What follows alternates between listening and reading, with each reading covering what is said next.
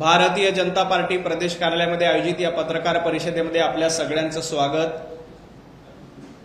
ज्यांची धाव आणि ज्यांच्या पक्षाची मजल उरणपर्यंत नाही ते जनाब संजय राऊत आज इराणच्या गप्पा मारतायत की इराण प्रकरणामध्ये हे करायला पाहिजे होतं, इराण प्रकरणामध्ये ते करायला पाहिजे होतं। संजय राऊत, आपल्या उभाटा गटाची अवस्था काय झाली त्याचा विचार करा।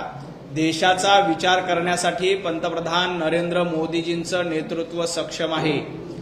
इराण आणि इस्रायल युद्धामध्ये नेमकं काय झालं, कुणी मध्यस्थी करायला पाहिजे होती, कुणी दलाली केली हे जगाने बघितलंय। दलाली करणं हा भारताचा धंदा नाही। जे दलाली करतायत आणि जे दलाल करतायत त्या दलालांचे पुन्हा भारतामध्ये येऊन दलाली करून प्रवक्तेगिरी करतायत, त्यांना त्यांची दलाली लखलाब असू द्या। पंतप्रधान नरेंद्र मोदीजी यांचं सक्षम नेतृत्व आहे, त्यामुळं जगभरामध्ये या युद्धाची झळ पोहोचली पण भारतामध्ये या युद्धाची झळ पोहोचली नाही, कारण पंतप्रधान नरेंद्र मोदीजींसारखं सक्षम नेतृत्व आपल्याकडे होतं। त्यामुळे या युद्धाचा फटका आपल्या देशाला या भूमीवर बसला नाही। आणि संजय राऊत गप्पा हाणतायत की असं करायला पाहिजे होतं, तसं करायला पाहिजे होतं। अहो, तुमच्या उभाटा पक्षामध्ये काय अवस्था झाली त्याचा जास्त विचार करा। महापालिकेमध्ये उद्धवजींची काय अवस्था झाली त्याचा विचार करा। आपला पक्ष आता उरणपर्यंत शिल्लक राहिलेला नाही आणि तुम्ही इराणपर्यंतच्या गप्पा मारताय। या गप्पा संजय राऊत यांनी बंद केल्या पाहिजे।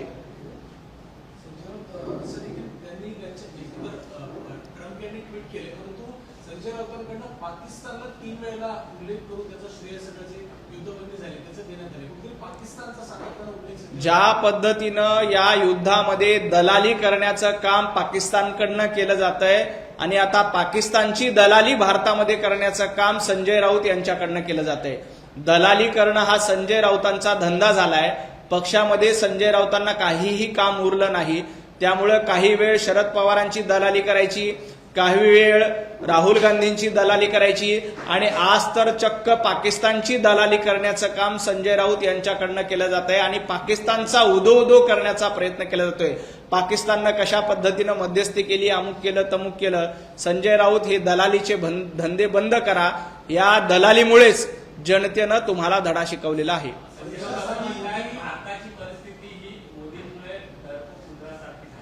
भारताची परिस्थिती डरपोक उंदरासारखी झालेली नाही। संजय राऊत, तुमची परिस्थिती सापासारखी झालेली आहे।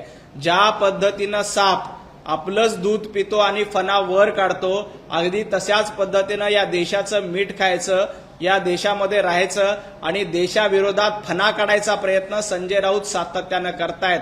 त्यामुळं संजय राऊत स्वतः तुम्ही सापनाथ झालायत। ज्या पद्धतीनं साप होऊन दूध पिऊन आपल्याच थाळीमध्ये छेद खाण्याचा प्रयत्न करतोय, अगदी त्याच पद्धतीनं देशद्रोही भूमिका घेऊन पाकिस्तानचं कौतुक करायचं, याला खाल्ल्या मिठाला जागलं म्हणत नाहीत। तुम्ही जी भूमिका घेतायत ती सापासारखी भूमिका आहे। सापाला कितीही दूध पाजलं तरी तो फणा काढतो। अगदी त्याच पद्धतीनं या देशाच्या विरोधामध्ये भूमिका घेण्याचं काम आणि पाकिस्तानची प्रवक्तेगिरी करण्याचं काम संजय राऊत यांच्याकडनं केलं जातंय।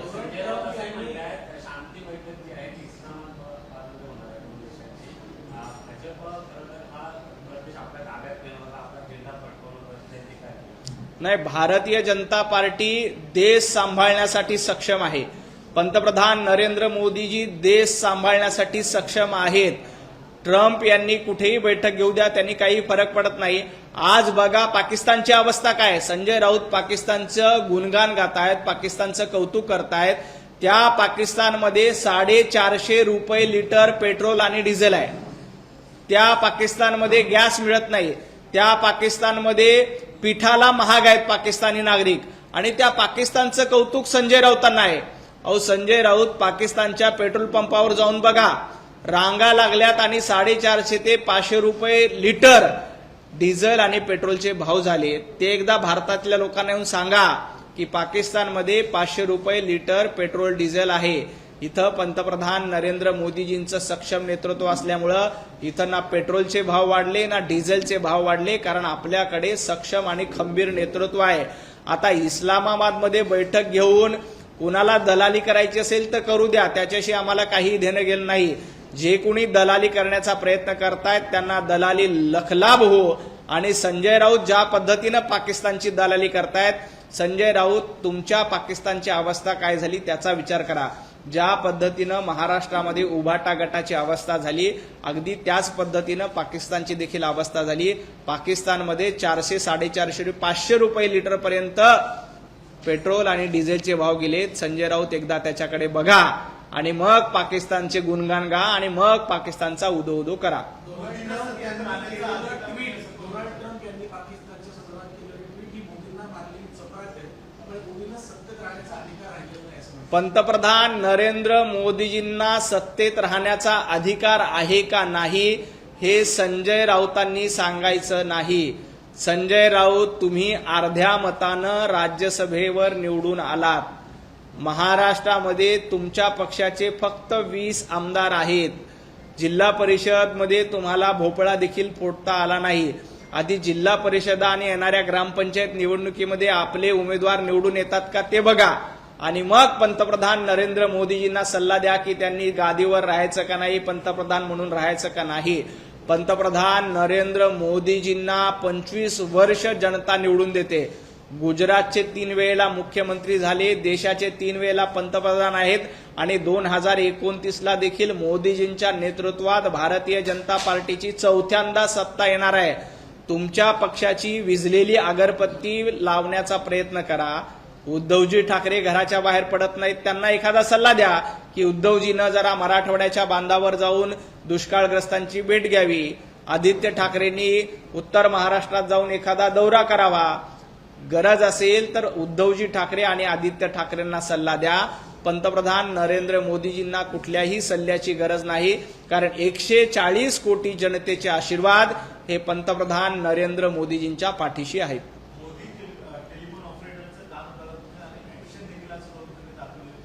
मोदीजी काय काम करतायत हे देशातल्या जनतेला माहित आहे. संजय राऊत, तुम्ही कुठल्या ऑपरेटरचं काम करताय, तुम्ही नेमकं कुठलं ऑपरेशन करतायत. तुम्ही भोंदू बाबा राऊत सारखं, भोंदू बाबा खरा सारखं संजू बाबा खरात होऊन भविष्य सांगण्याच्या भानगडीत पडतायत. नवा धंदा सुरू केलाय.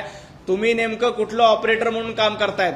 तुम्ही मातोश्री ते सिल्वर ओक यांच्यामध्ये वर्षानुवर्ष टेलिफोन ऑपरेटर म्हणून काम करतायत हे महाराष्ट्राला माहिती आहे. तुम्ही राहुल गांधी ते मातोश्री यांच्यामध्ये दलाली करण्याचं काम करताय हे देखील महाराष्ट्राला माहिती आहे. त्यामुळं आपली कुवत काय आहे, पंतप्रधान नरेंद्र मोदीजींवर टीका करणं म्हणजे सूर्यावर थुंकण्याचा प्रयत्न आहे. संजय राऊत, तुम्ही कितीही सूर्यावर थुंकण्याचा प्रयत्न केला तरी ती थुंकी संजय राऊत यांच्याच तोंडावर पडणार आहे.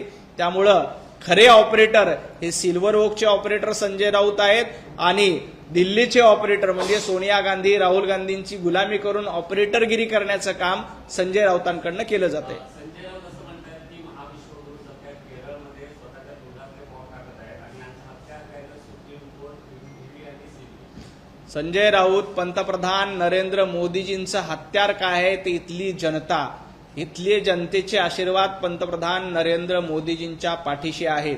आणि राहिला प्रश्न तोंडाने कोण बॉम्ब टाकतं, तर रोज सकाळी 9 वाजता फुसक्या लवंग्या फोडण्याचं काम संजय राऊतांकडनं केलं जात आहे.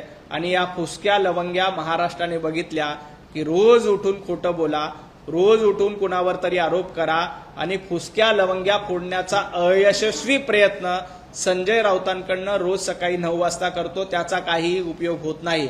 संजय राऊत, तुमच्या या वायफळ आणि मूर्खपणाच्या बडबडीमुळेच उभाटा गटाची ही अवस्था झाली आहे. ज्या पद्धतीनं उद्धवजी ठाकरे यांची वाताहत झाली, त्यांचा पक्ष संपत आला, आदित्य ठाकरे यांची राजकीय कारकीर्द संपवण्याची वेळ संजय राऊतांमुळे आली आणि येणाऱ्या काळामध्ये उद्धवजी ठाकरे यांचा पक्ष आणखी किंचित आणि वंचित होणार आहे.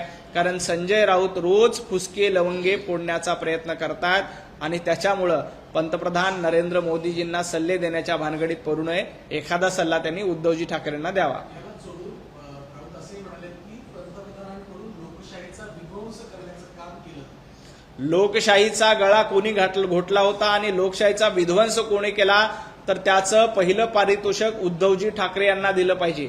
2019ला जनतेनं भारतीय जनता पार्टीला निवडून दिलं होतं. त्यावेळेला लोकशाहीची हत्या करून, लोकशाहीचा गळा घोटून ज्यांच्या विरोधामध्ये निवडणूक लढली अशाच्या मांडीला मांडी लावून बसला होता. त्यावेळेला उद्धवजी लोकशाहीची हत्या झाली होती. संजय राऊत त्यावेळेला लोकशाहीचा विध्वंस झाला होता. पंतप्रधान नरेंद्र मोदीजींच्या नेतृत्वात लोकशाहीचा आणि संविधानाचा झेंडा उंच झालाय.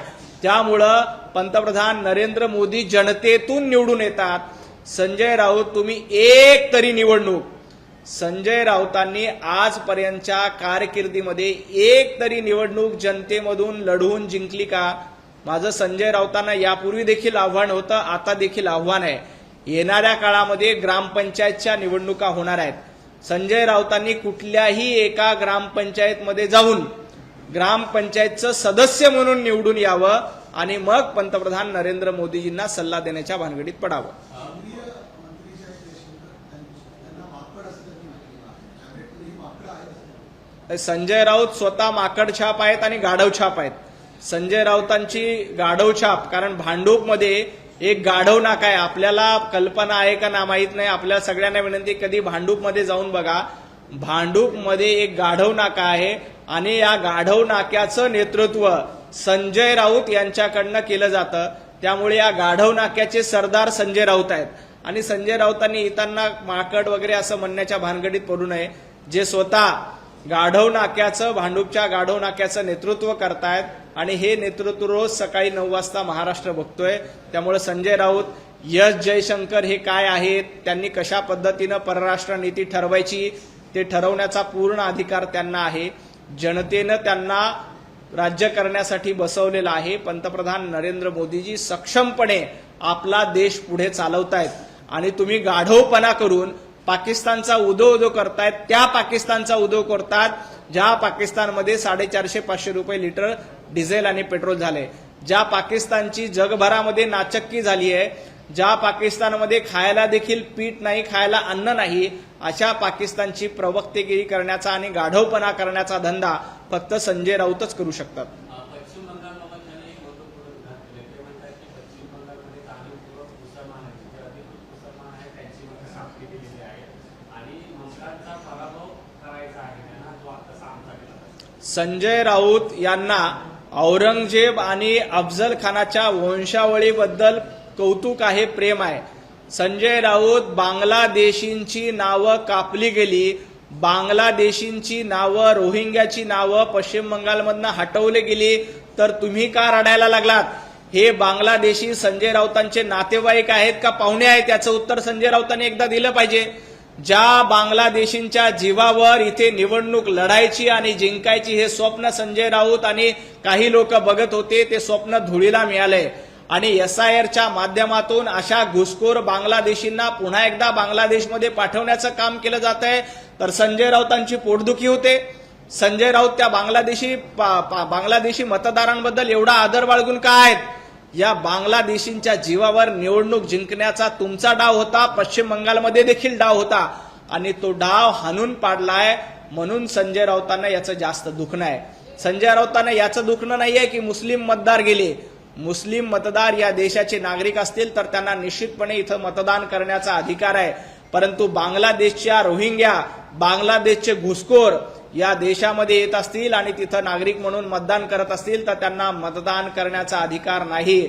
संजय राऊत, बांगलादेशी घुसखोरांना बाहेर काढलं तर तुम्ही एवढे का रडतायत? ते तुमचे कोण नातेवाईक लागून गेले आहेत का? ते तुमचे पाहुणे लागून गेले आहेत का? याचं उत्तर एकदा संजय राऊतांनी दिलं पाहिजे आणि मग अशा बांगलादेशी धार्जिण्या लोकांचं कौतुक केलं पाहिजे. ज्या पद्धतीनं बांगलादेशमध्ये अराजकता माजली होती, अगदी तशाच पद्धतीची अराजकता आपल्या देशामध्ये व्हावी, आपल्या देशामध्ये, या देशामध्ये गोंधळ निर्माण व्हावा अशा प्रयत्न सातत्यानं संजय राऊत यांच्याकडनं केला जातो. परंतु संजय राऊत, हे स्वप्न तुमचं कधीही पूर्ण होणार नाही. संजय राऊतांनी मुख्यमंत्री देवेंद्र फडणवीसांवरती सुद्धा टीका केली आहे. भाजपनं पोटनिवडणुकीमध्ये अनेकदा जनभावना पायदळी तोडवली, त्यामुळे देवेंद्र फडणवीसांनी जनभावनेच्या संदर्भात बोलूच नाही असं संजय राऊत. देवेंद्रजी फडणवीसांना जनभावना माहीत आहेत. त्यामुळंच देवाभाऊ 2019ला निवडून आले, पुन्हा एकदा 2024ला पुन्हा एकदा निवडून आले आणि तिसऱ्यांदा या महाराष्ट्राचे मुख्यमंत्री झाले. 11 कोटी जनता देवाभाऊंच्या पाठीशी आहे. ते कारण आहे की जनभावना त्यांना माहित आहे. संजय राऊत, जनभावनेच्या तुम्ही गप्पा करू नका. 4 लोकांमध्ये आपण निवडून येऊ शकत नाही आणि तुम्ही काय जनभावनेच्या गप्पा करतायत? अहो तुम्हाला जनभावना पण उरलेली नाही आणि कुठलीही भावना उरलेली नाही.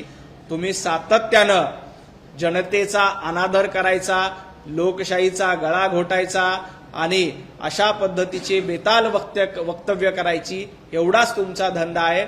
देवाभाऊ हे जननायक आहेत, तर संजय राऊत हे पळपुटे आहेत.